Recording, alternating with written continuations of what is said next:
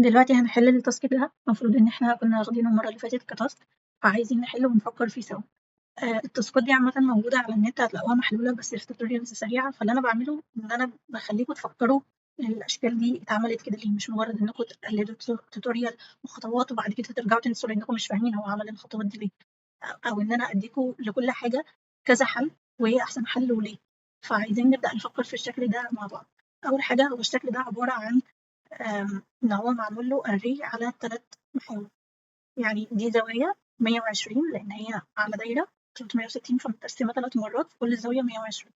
فأول حاجة هنعمل center للشكل ده، نحط point أو نرسم line على طول أي حاجة، ونرسم line مستقيم، وبعد كده نعمل array للline ده array بولر، وأدي السنتر بتاعنا وهنقول له 3 مرات. تمام، هي مظبوطة. انتر تاني عشان 360 انتر كده. تمام، فده محور الشكل بتاعنا، ده المحور وده اللي هنشتغل عليه.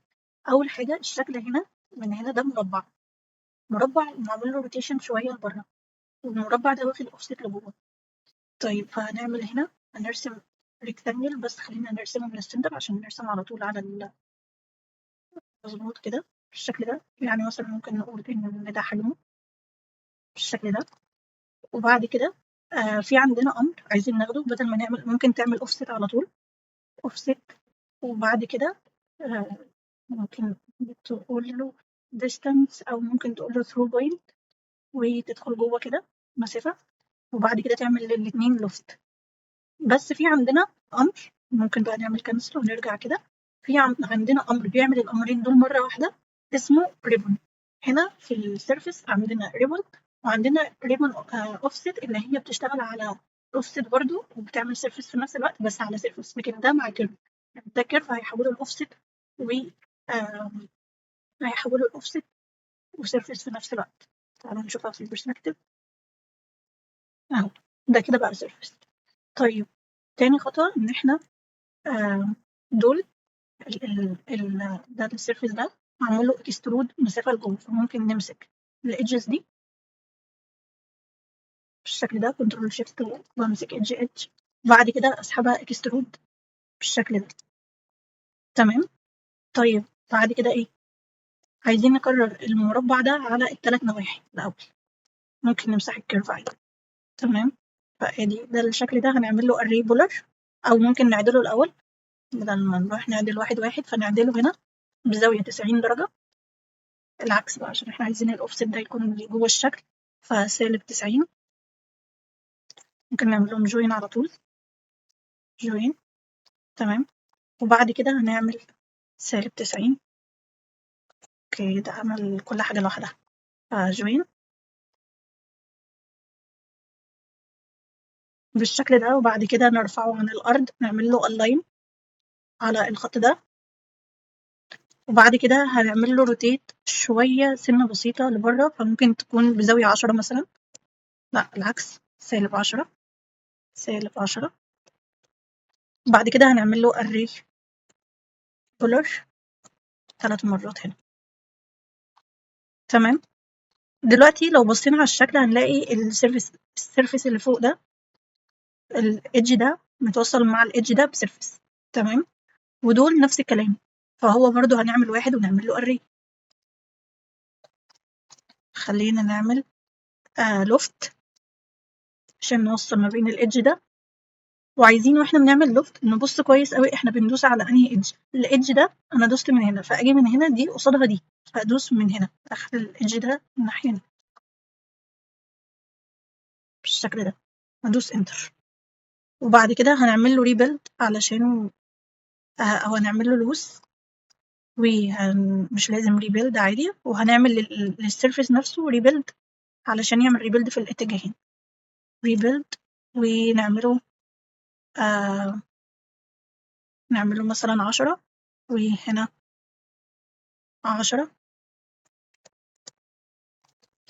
الشكل ده بقى أنا استقصدت إن أنا أبدأ بيه علشان أوريكم حاجة. ليه الطريقة دي مش هتنفع؟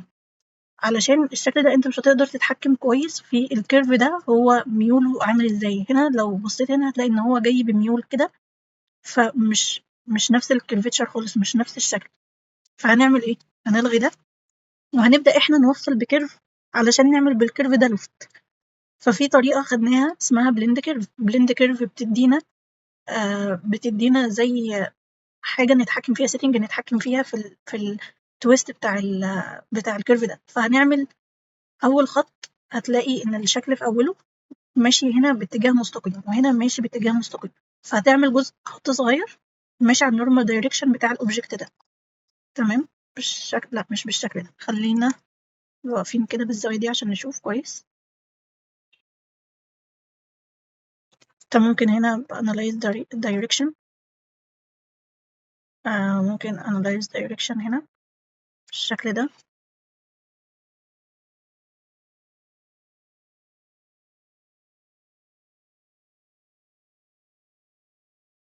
طيب احنا ممكن بس مش شايفين كويس عشان احنا واقفين هنا في البرسبكتيف، خلينا نقف هنا مثلا، هي مستقيمة تمام. ونعمل خط هنا برضو نفس الفكرة، نكمل كده على النورمال دايركشن بتاع السيرفيس ده، وبعد كده نعمل ما بينهم، مش عارفة ليه مش حاسة ان هي مستقيمة، يعني مش حاسة ان هي جاية باتجاه. خلينا نجرب نعمل ما بينهم بلند كيرف.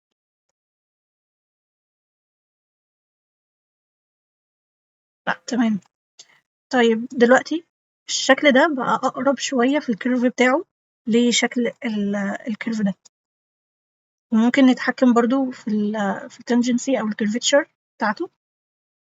بوزيشن طبعا هيوصله بشكل مستقيم، جي 3 هيشده لجوه قوي، بس جي 3 كويسة برضو، بس إن هي كويسة. وجي 4 لا، جي 3 والله، وجي 4 كويسة، بس لا حاسة إن هي مشدودة لجوه قوي. احنا ممكن نتحكم في الشد ده طبعا، نشد احنا كده أو كده. خليها التنجنسي علشان ايه، تبقى عندنا هي اتجاه واحد بس نشد فيه، احنا مش عايزين كنترول بوينتس كتير بالشكل ده. بعد كده اوكي. دلوقتي الخطوة اللي بعدها ان احنا بقى عايزين نعمل الكيرفات التانية اللي هنعمل ما بينهم لوفت. فالكيرف هنا اللي تحت هو ده، بس معمول له بروجكت. فالكيرف ده ممكن نعمل له بروجكت على السي بلان، او نعمله هو تاني كوبي، ممكن نسحبه كده الت دراج، وبعد كده نعمل له سيت بوينت. اوكي، سيت بوينت ليه مش بيكتب سيت بوينت على الزد هنا. النقطة دي بقت على النقطة دي بالظبط، لكن هنا هنلاقي علشان الإيدج ده مايل، فهنسحبه من كده شوية. بعد كده هنجيب النقطة دي كده، ممكن ننقل شيدد دلوقتي عشان نشوف كويس الكنترول بوينتس. هي هتدخل لجوه شوية، ممكن نبص عليها من فوق.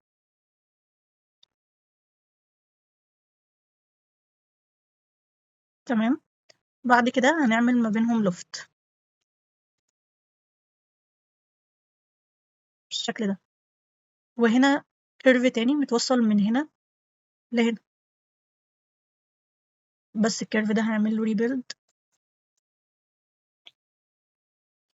ب4 نقط، الكاونت 4 والديجري تمام 3. وبعد كده هنمسك النقطتين اللي جبناهم في النص دول، وهم اللي هنبدأ نسحبهم لجوه. بس عايزين نبص على الايه، على على التوب عشان نشوف كويس احنا بنسحب ازاي. عايزين من قبل ما نقرر ان خلاص هو ده الكيرف بتاعنا، نجرب نعمل له array بولر عشان نشوف هيتقاطع ولا لا، عشان نعرف نقفل السطح الاخير اللي فوق من غير ما يحصل تقاطع. تمام، احنا هنسيبهم كده مقررين، هنتحكم بقى في دول ان هما يقلوا شوية عشان ما يحصلش التقاطع ده.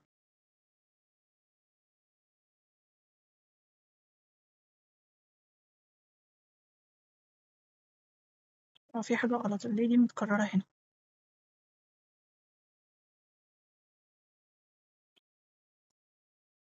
هما ليه مكررين في حتة بعيدة؟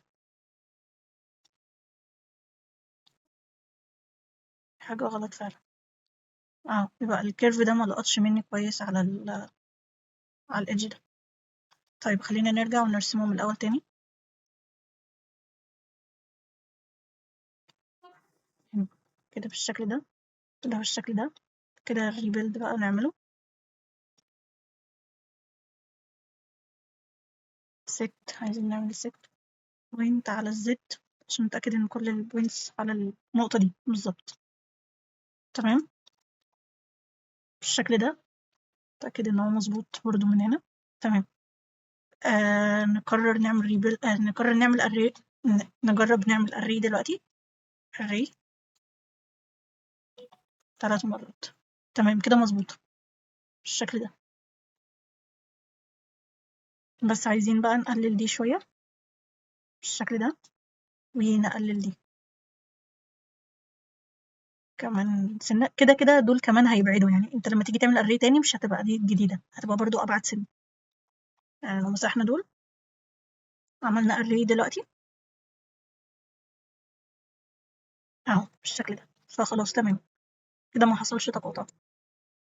دلوقتي هنعمل لوفت بقى ما بين آخر كيرفين. لوفت ما بين ده الكيرف ده والكيرف ده.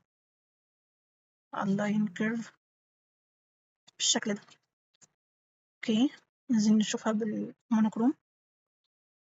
تمام الإيدج ناعم كويس. دلوقتي الخطوة الجاية هي خطوة الإزاز. الجزء ده غاطس ممكن نعمله على طول ببلان. عايزين نعمل له ايزوليت ونعمل بلان كده بالشكل ده.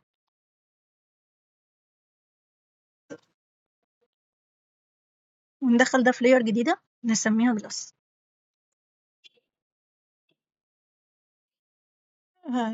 هنديها ماتيريال، أي ماتيريال نديها لون مختلف بس، يعني مش لازم حتى إزاز. بلاستيك مثلا نديله لون نزق شوية. اوكي وبعد كده نمسك هنا ونقول له change object layer.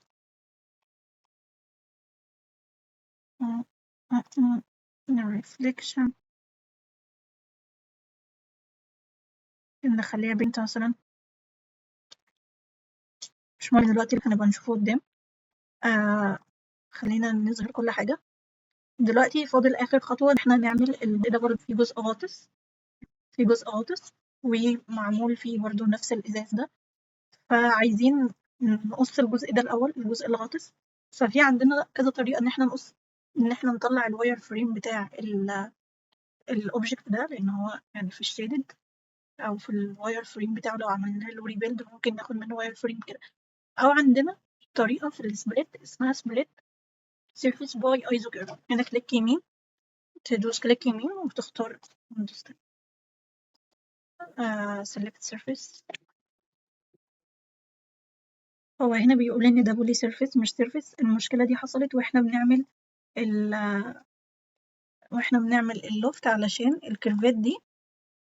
هو قاري ان ده برضو مش كيرف، هو ده بولي لاين. تمام فممكن نعمل لهم جوين، نتأكد ان احنا نعمل لهم جوين، او حتى ممكن نكون نعمل لهم ريبيلد الاول. ممكن نعمل ريبيلد. تمام فهم عدد البوينتس فيهم كام؟ 1 2 3 4 5 6 تقريبا، فنخليهم 6 زي ما هما. تمام فكده ده بقى لاين عادي وده بقى لاين عادي. ممكن عشان نتأكد ان ده ماشي مع ده نمسح ده كمان ونرجع نعمل ما بين دول لوفت. اوكي ممكن نعمل لهم ريبيلد عشان تبقى انعم شوية. 10 و10 ماشي، ونعمل لدول لوفت. دلوقتي ده بقى سيرفيس اهو.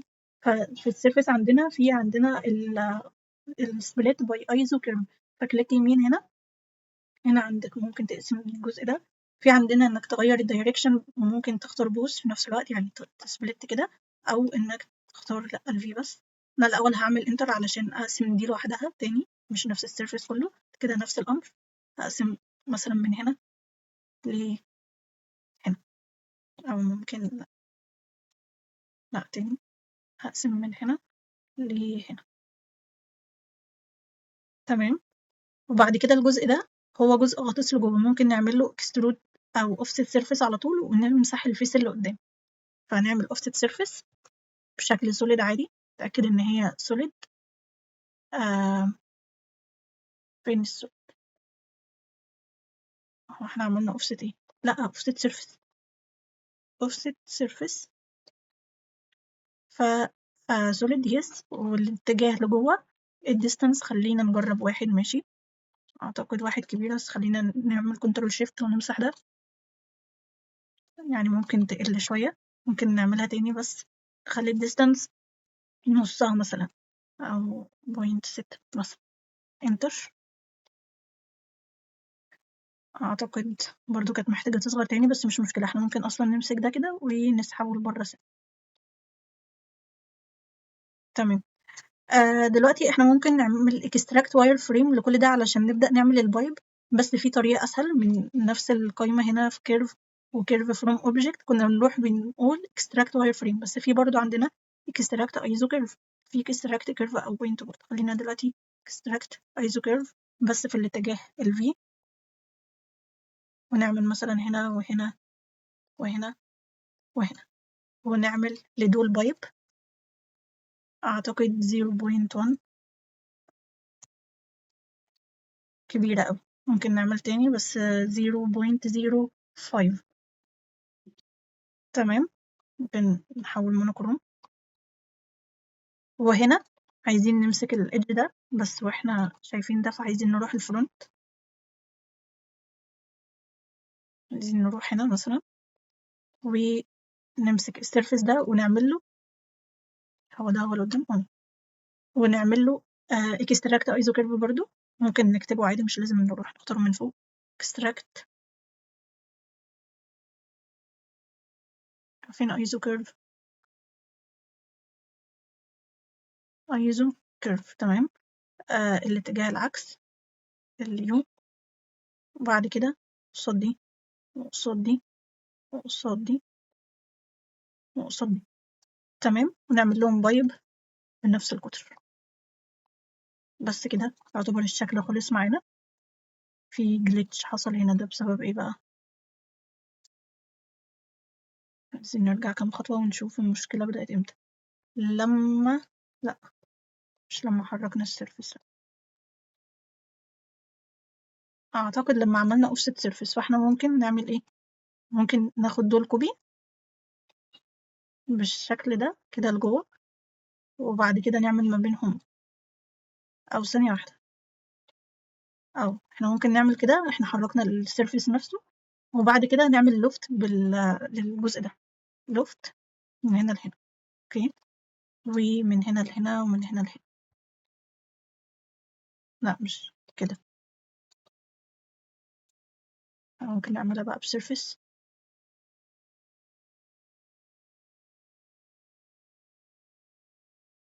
اوكي، ولوفت اخير من هنا لهنا.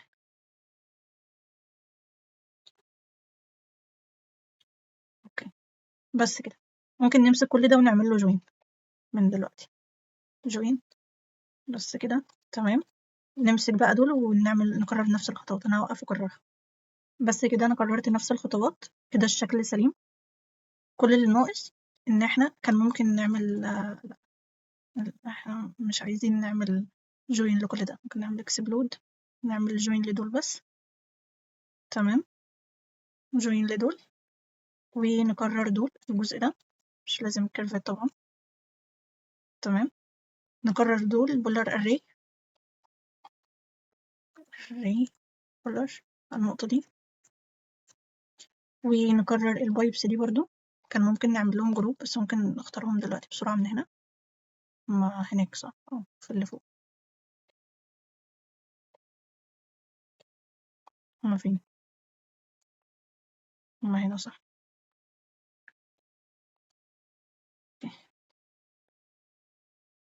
نعمل لهم جروب دلوقتي، كنترول جي، وبعد كده اري،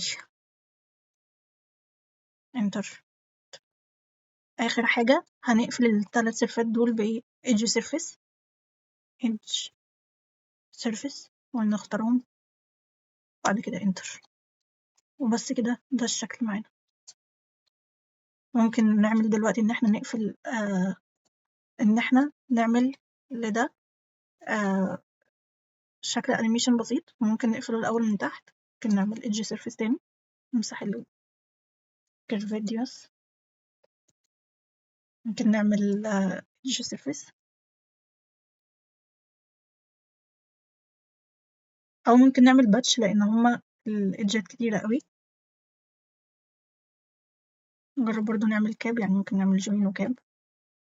كاب تمام، كاب تمام. بس عايزين نروح للريندر وندي بقى ماتيريال الجلاس. تمام كده خلاص، خلينا نمسح دول. كده غيرت الماتيريال، خليتها بينت علشان تبان على طول. الإزاز ساعات بيبقى مستفز، بس كده كده ده ملوش علاقة بالسيتنج الريندر اللي هناخدها في الفيري، ده بتبقى سيتنج هنا بريفيو بس.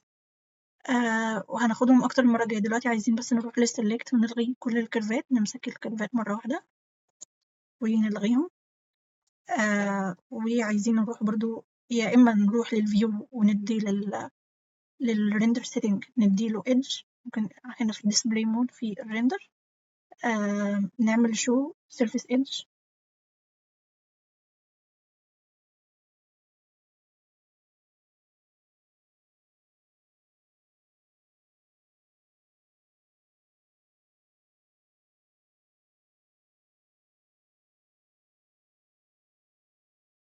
خلينا مونوكروم.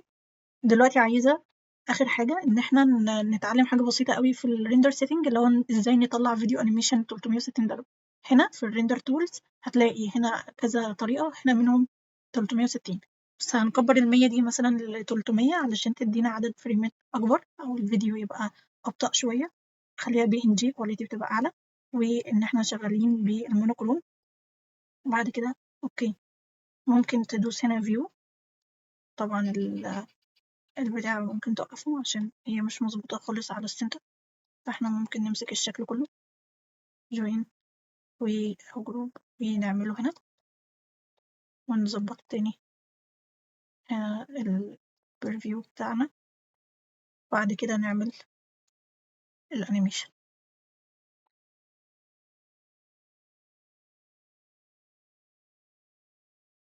تمام بالشكل ده، وبنسيفه من هنا علشان يتسيف عندك على موقع الون درايف أو المسار اللي انت هتحطه. وبيديك شوية اوبشن شوية اوبشنز ان انت تزود هنا الديسبلاي مود قدامك على ما يخلص تحميل. كده انتر بانتر.